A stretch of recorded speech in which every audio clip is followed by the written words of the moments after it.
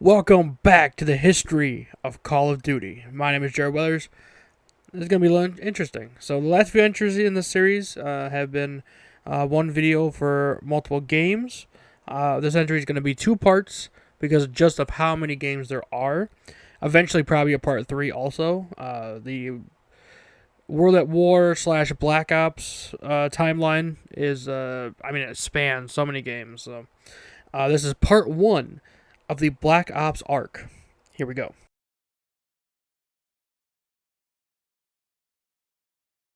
World at War was announced on June 23rd, 2008, for release in fall of the same year. This game took 2 years to develop, more than the last release, COD 3. They used the Modern Warfare engine with some changes made. With the changes, you can destroy the environment and blow up barrels. They improve skin damage and burning clothes. Eckett Entertainment helped port World at War for the Nintendo Wii. Arcane Studios helped with the multiplayer modes. World at War is set once again in World War II, more towards the end of it. They hired some A-list actors to play a couple characters in this game. First was Kiefer Sutherland from the hit series at the time, 24. The other being one of the greatest character actors, Gary Oldman, playing the narrator / Sergeant Roebuck and Sergeant Viktor Reznov. Now, in World at War, you switch between the Americans and the Soviets. We begin with the Americans at the Pearl Harbor on Macon Island. Sergeant Roebuck explaining how we need to take Macon back. You play as Private C. Miller of the 1st Marine Division on Macon, trying to take over the island. The game is split, so you aren't doing the American campaign in a row, but we will go over them like this. Anyway, we jump into 1944. We join on the Battle of Peleliu. After breaking through the line, Sergeant Sullivan is stabbed by a Japanese soldier and dies. You go through the jungle to destroy heavy artillery and take over the island. There is a bit more, but I really think you should play it. It's one of my favorite games, and it's really good. In the Soviet campaign, you play as Dmitry Perchenko in 1942, where you meet Viktor Reznov, a major player in this game and the next. Reznov is played by Gary Oldman. You are now trying to kill the Nazis since the Germans launched a surprise invasion, ending their alliance. In April 1945, you are fighting the Germans near the end of the war, after you're saved by Reznov and Private Chernov. I don't want to go too deep, but definitely check this game out. The PS3, Xbox 360, and Windows versions featured a mode called Nazi Zombies, a new mode that made its debut in this game. After the end of the game, you are thrown into Nacht der Untoten, German for Night of the Undead. You can play up to 4 people, or you can be insane like me and play single player. You begin with an M1911 pistol, and you can buy other guns as you gain points. How do you gain points? Well, you kill zombies and patch up the windows between rounds. The more doors and other stuff you buy throughout this mode, the more zombies come and may overwhelm you. This is the best Call of Duty mode ever made and one of the most popular. It is the only mode that shows up in multiple games besides multiplayer and online. World at War Zombies has 3 DLC maps. World at War was released on multiple consoles. World at War was released for Nintendo DS on November 11, 2008. World at War was developed by N-Space, the same people who made Call of Duty 4 Modern Warfare for the same system. This version does not have zombies.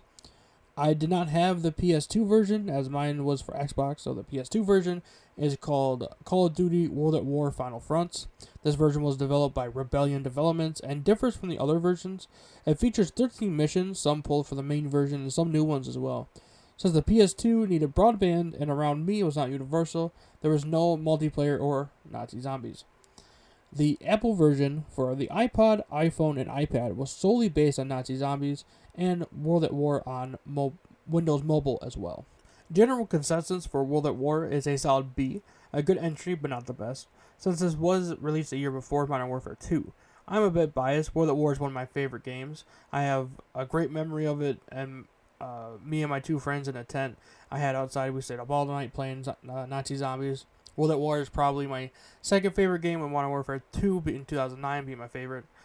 Before I did this retrospective, I did not know that this was the beginning of the Black Ops storyline, which will bring us to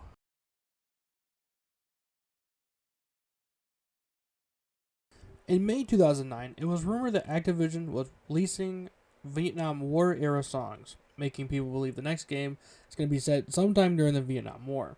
Days before Modern Warfare 2 was released, it was officially announced Call of Duty 7, as it was known then, was in the works. In February 2010, there was a casting call for the game, and on April 30th, 2010, Black Ops was officially announced.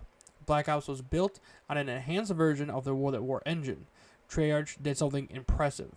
They only worked on Black Ops, having multiple teams work on different parts of the game. They used motion capture, not the first game to do it, but they did it super well. I love the mocap. It says this is based on a real war. It is expected to be based off of documents, but those are still classified, so since that stuff is off limits, it helped Treyarch to make their own story and using the classifiedness to their benefit. The actors for this are Sam Worthington as Alex Mason. You might know Worthington as Marcus Wright in Terminator Salvation or Jake Sully in Avatar. Did you know he's Australian? I didn't until doing research for this. Ed Harris is Jason Hudson. Ed Harris is in a lot of stuff, but most notably Apollo 13 and The Truman Show. Gary Oldman is back as Reznov and Dr. Clark. James C. Burns is Frank Woods, and Ice Cube is Joseph Bowman. Black Ops has 70 songs like Sympathy for a Devil by Aerosmith, and of course one of the most popular protest songs of all time, Fortunate Son by CCR. Black Ops also features a lot of modern artists as well. Eminem's song Won't Back Down featuring Pink is used in the credits and in the Zombies Map 5. Another song used as an Easter egg is Not Ready to Die by Avenged Sevenfold. Black Ops had not one, but 2 officially released soundtracks. Let's move into the story. You play this whole game as Alex Mason, a CIA operative. Alex, Frank Woods, and Joseph Bowman go to Cuba in April 1961 to assassinate Fidel Castro during the Bay of Pigs. You kill a body double, and you get caught to allow Frank and Bowman to escape. You're turned over to the Soviet Army and placed in Vorkuta Corrective Labor Camp, which was a real labor camp, and was open from 1932 to 1962. You befriend another inmate named Viktor Reznov, the same Reznov from World at War. You start a revolution in the labor camp, and you escape while Reznov dies. Mason returns to the U.S. and is debriefed by Jason Hudson, and then meets U.S. President John F. Kennedy. Kennedy authorizes an assassination of Dragovich. You go to the Baikonur Cosmodrome, a Russian-operated spaceport in Kazakhstan, to disrupt the Soviet Union space program, since this is set during the space race. Mason tries to hunt Dragunov down, but he escapes. In 1968, you are sent to Vietnam under Mac Sog. You go to Hue City to retrieve a dossier from Reznov. You then infiltrate Laos and get caught by the Viet Cong, and they make you play Russian roulette. Bowman dies, and Mason and Woods escape. You hijack an M124 Hind to attack Krashenko. Mason reunites with Reznov, and Woods stabs Krashenko. Woods pushes him out a window, and they blow up. Hudson and Weaver interrogate a British scientist that helped Dragovich, and the Soviets remake Nova 6. Clark, the scientist, reveals the location of a facility but gets taken out by the Spetsnaz. Hudson and Weaver destroy the facility and then get a message from Steiner to meet at Rebirth Island. While this is all happening, Mason and Reznov travel to Rebirth Island to kill Steiner as well. Reznov kills him, and Mason is the only one with the knowledge of the number station, so Hudson and Weaver interrogate him. Hudson explains to Mason that Dragovich has sleeper cells in the U.S., and once a certain number sequence gets broadcasted, the sleeper cells will release Nova 6. Mason is then told that Dragovich brainwashed him in Vorkuta and made him a sleeper cell to kill Kennedy. Reznov, however, got into the system and re-brainwashed him into killing Dragovich, but Reznov did die in the revolution. And Mason was hallucinating Reznov, so all the things he saw Reznov do, he actually did. Mason remembers the ship that is off the Gulf of Mexico, and they infiltrate the ship, shut down the broadcast, and kill Dragovich. In a post-credit scene, Mason is seen on the grassy knoll, which may indicate he assassinated JFK. For this game, they used real vets of the Vietnam War, with Major John Plaster of the U.S. Army and former Soviet Special Forces operative Sonny Putskys. Sonny actually added more depth for the Spetsnaz and became the model for the Spetsnaz AI. Now, a lot of the operations and real history of this time is classified, so the developers made their own history based on what is publicly known. This game is the 6th highest requested game to be backwards compatible for Xbox One, and was official on May 17, 2016, and sales jumped 13,000%. The first zombies map you play in this game is in the Pentagon, as former Presidents JFK and Richard Nixon, along with Kennedy's Secretary of Defense Robert McNamara, and Cuba's own Fidel Castro. There are a lot of maps, but I only remember playing 2. The first is 5, since it happens after the campaign. The second is Kino der Toten, where you explore a massive house. And then there's a map called Ascension, where you use the lunar lander to go to a Russian cosmodrome, but a zombie breakout happens, parallel to the one in the Pentagon. The fourth map is called Call of the Dead, where George A. Romero is making a new movie with Sarah Michelle Gellar, Freddy Krueger himself, Robert Englund, Michael Rooker, and Machete, or Danny Trejo. You have to fight Romero and a horde of zombies. After you fight off the hoarder, you teleport to the next map, Shangri-La. You meet Brock and Gary, where you manipulate the environment and leave Brock and Gary to teleport to the last map, Moon. You are now in Area 51. These descriptions are getting so weird. Anyway, I only played Kino in 5. Most of the console reviews were positive, like Metacritic's 88 out of 100 for the PS3 and 87 out of 100 for the Xbox 360. The lowest for Metacritic was the DS version, not even cracking 80 out of 100, instead settling for a 77. Even the Wii got an 80, but this version sucked, and the PC didn't fare much better, earning an 81.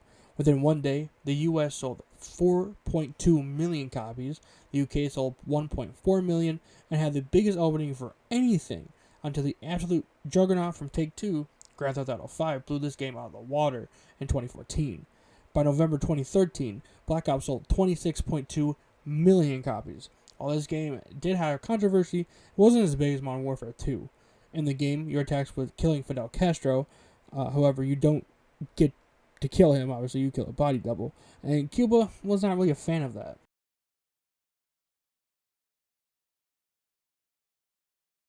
Disgraced Activision CEO Bobby Kotick announced a brand new COD game for 2012.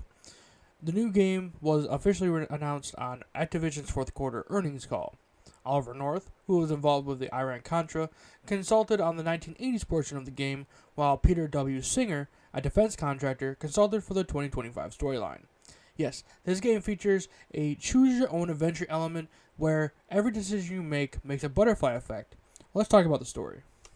We begin with Alex living in Alaska with his son David. Hudson shows up randomly and tells him Woods is missing in Angola after investigating armed smuggling rings. You can go save him, but first you have to help the UNITA against the MPLA in the Angolan Civil War. You rescue Woods from Raul Menendez, an arms dealer. It turns out Raul was Woods' captor. In September 1986, the CIA gives the green light to take out Raul Menendez, as he is profiting from the Russian-Afghan War. They go to Afghanistan and meet Tian Zhao, a Chinese intel op, and the Mujahideen, who are defending themselves against the Soviets. Mason starts having hallucinations and sees Reznov again. In December of 1986, during the American invasion of Panama, Mason and Woods captured Manuel Noriega, the military dictator of Panama, for a prisoner swap, but Woods shoots Mason on accident, and Raul shoots Hudson, and shoots Woods in the knees. Woods then raises David, Mason's son. In 2014, Menendez created a populist movement called Chorus Die. In 2018, his movement created a cyber attack to harm the Chinese stock exchange, sparking a second Cold War between NATO and the Strategic Defense Coalition headed by Zhao. In 2025, David, now a DevGru lieutenant commander nicknamed Section, gets the green light to take out Menendez again. Section and Mike Harper visit the vault to talk to Woods to get his memories of Menendez. They raid a compound in Myanmar to find a clue of where they will be next. They find out about the second cyber attack using a rare earth element. After spying on him for a bit, they realize he's going for a hacker named Karma. They infiltrate Colossus, a floating city in the Cayman Islands. David sees Woods again and tells him about his dad's death. JSOC captures Menendez in Yemen and is escorted onto the USS Barack Obama. During his interrogation, he helps Salazar, a mole inside JSOC. He then uploads his virus, which hijacks all American drones and made them attack American and Chinese cities. Section responds to an attack on LA during the G20, helping escort the president to safety. Menendez is tracked to Haiti, where JSOC and Section raid another Chorus Die facility. There are multiple endings that happen after this, depending on what you choose to do. This is the third COD game to feature zombies all connected to the Black Ops timeline. A new feature is the 8-player co-op game called Grief. As like other games, this one features Easter eggs used to progress the story.